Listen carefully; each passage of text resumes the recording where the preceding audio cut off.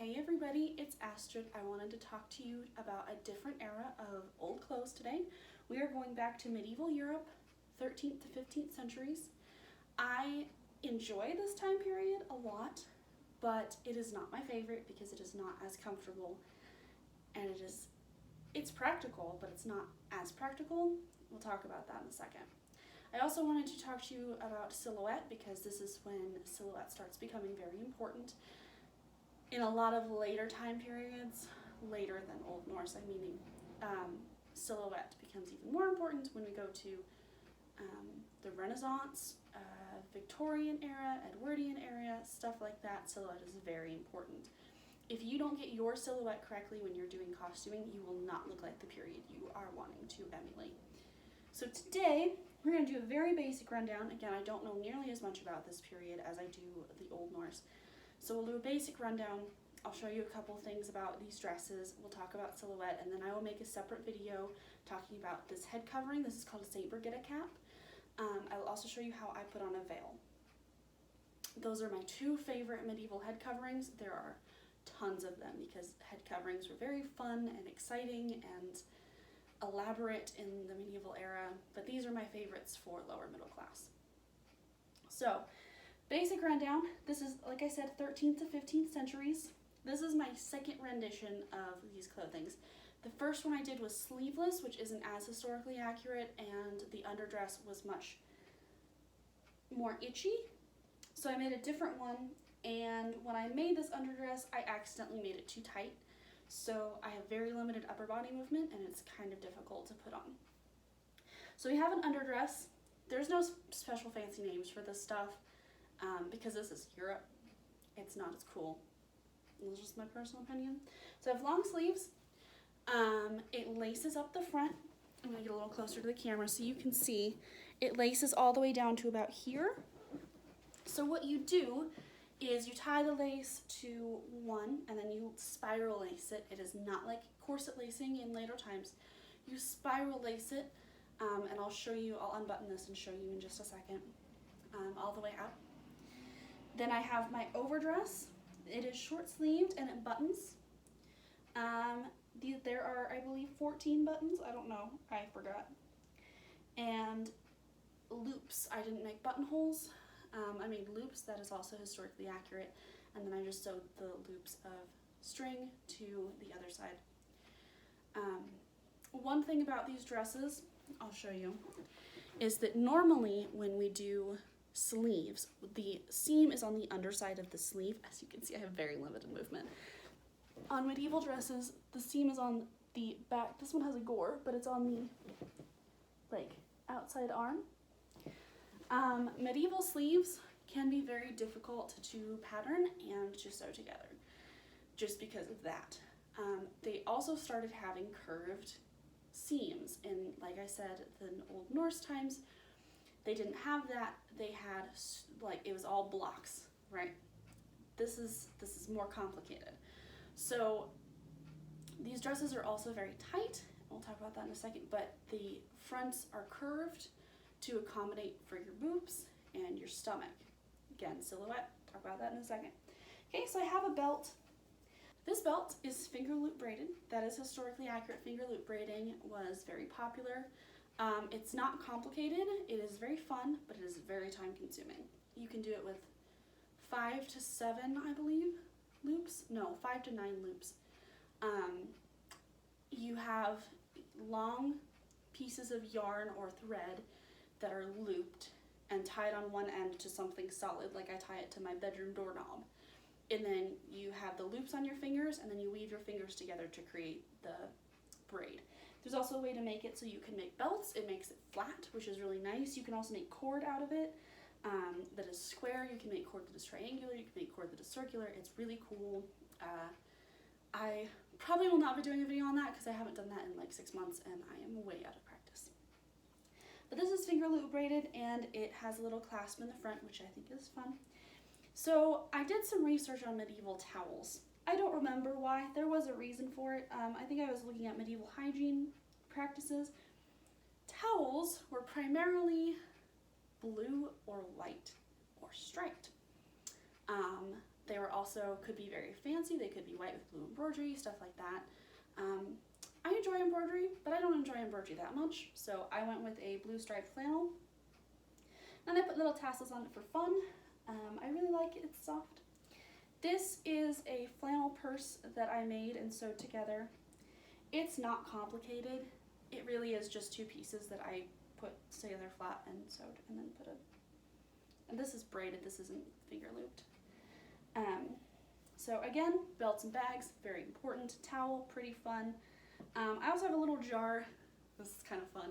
I had a little jar. I researched a salve recipe from the medieval times that someone had found. It's like beeswax, olive oil, crushed clove. There's something else in it, I can't remember. But it actually works surprisingly well for eczema, as I've discovered. So I have a little glass jar with a little cork in it that I was going to put on that I forgot about, but that one's fun. This is a St. Brigida cap. Like I said, St. Brigida caps are very popular. They were worn primarily under veils. They could be worn by themselves, like I'm wearing it now, but primarily worn under veils, and I will show you separately how I put my veil on. Veils could be all kinds of different shapes. Mine is round, and St. Brigida caps could be very elaborate or they could be very simple. Mine is pretty simple. So what it is it's a round cap with a seam down the middle that is hemmed, and then there's 2 long, very long ties. So you put it on and then you tie the ties and you wrap the ties around your head a few times. You can also, there's a way, and I have not figured this out yet. There is a way to do it so that you don't have to tie knots. Or you tie a knot, but like it sits right here above your braids. I haven't figured out how to do that. It always slips off if I do it that way, so I do it this way. I'll show you how I do it in a separate video, like I said. Okay, so I'm going to show you the spiral lacing. I'll just unbutton a few buttons, and then I'll talk about silhouette. So this has eyelets that go up either side that are, they're not like this, they are like this, but when you lace it, it goes like this. That's just how it is. But you lace it in a spiral all the way up, and then it has 2 at the top, so this one goes here, here, here, and then you tighten a knot. Let me button myself back up, and then we'll talk about silhouette. Okay, so silhouette is very important. Silhouette is the way the clothes shape your body. We have that somewhat in modern times, but mostly it was very important back in the day. Especially when you talk about stays and corsets, which we'll talk about in a different video when I get there. I have to get all my Victorian clothes from my parents' house in a different city, so I could show you how that works. But, so the silhouette in the medieval times really favored butt, boobs, and belly, okay?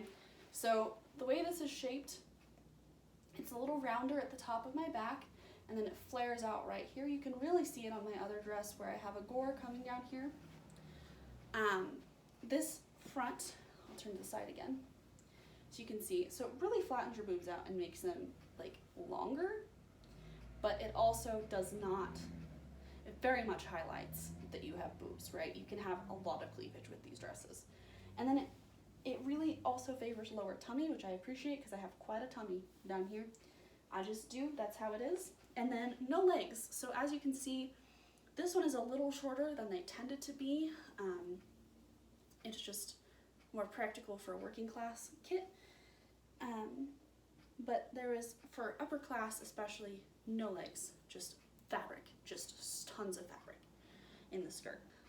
Shoes, as you can see, I am wearing the same shoes and socks as I did in the Old Norse video. That's because shoes didn't change that much. Socks typically, so socks went from, like we think of socks, to hose. I don't happen to have hose. When I wore this kit, not this kit specifically, but when I wore a medieval kit to the Renaissance Fair, I wore compression socks because disability, and then I put garters on them to make them look nice. But typically they would be above the knee or just below the knee, and then you would have garters that were either finger loop braided, tablet woven, silk, whatever, that tied at the top to keep them up. I don't happen to have those, unfortunately.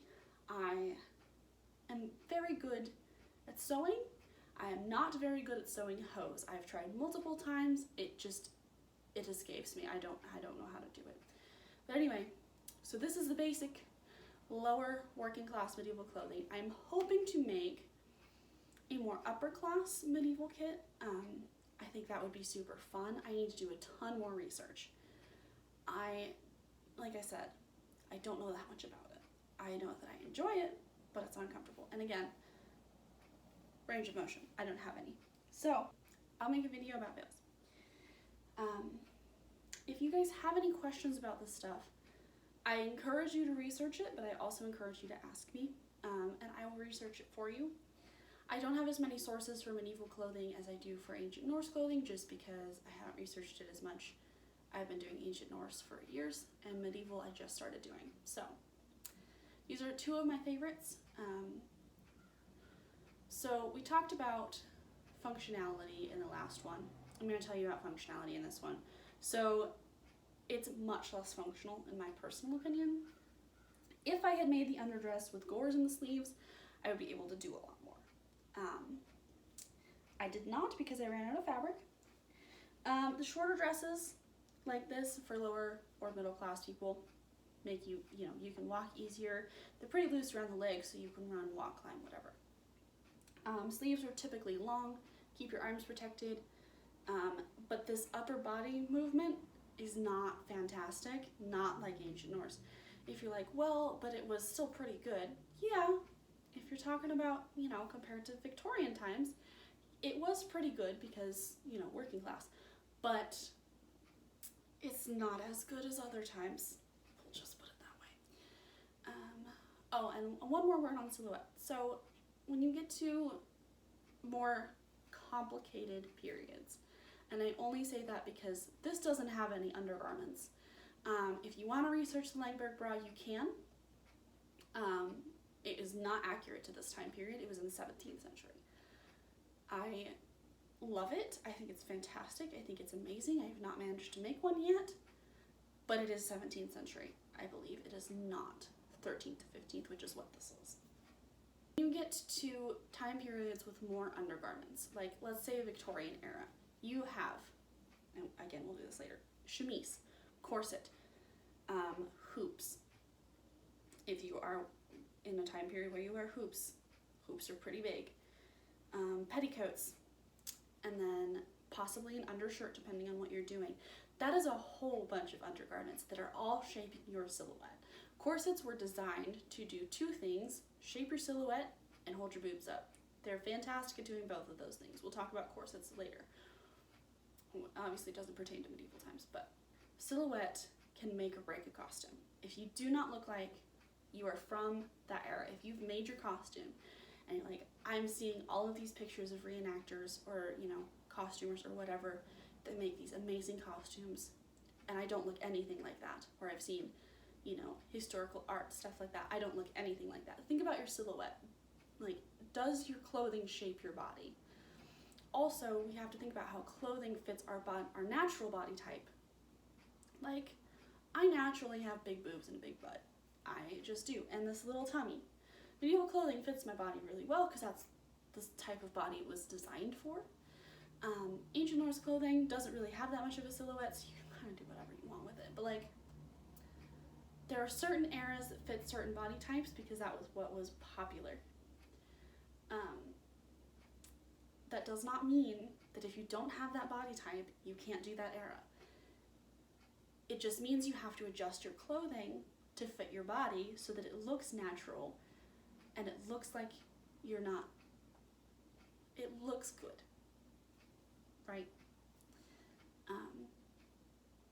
Sometimes when you're researching an era, you have to figure out how to make yourself look like that, and sometimes you have to make that look like you. You have to adjust it a little bit so that it fits your body type. That's perfectly okay.